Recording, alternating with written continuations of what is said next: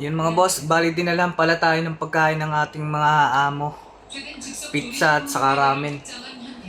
Swerte tayo dahil mababait ang among napuntahan natin. Kain tayo. At bukas sasamahan tayo ng mga amo natin sa pamilihan. Mamimili tayo ng mga pagkain ko daw. Swerte.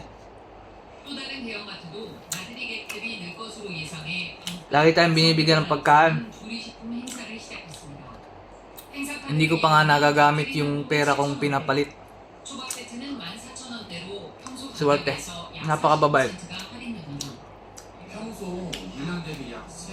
Yung farm na napuntahan pala natin mga boss ay para siyang pasyalan ng mga bata.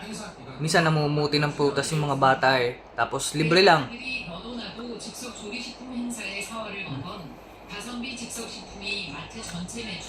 Mababait ng amo. Masayahin ang pamilya ng mga among napunta natin mga boss.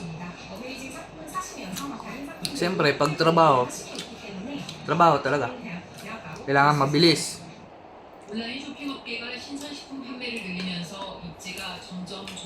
Ayun lang mga boss.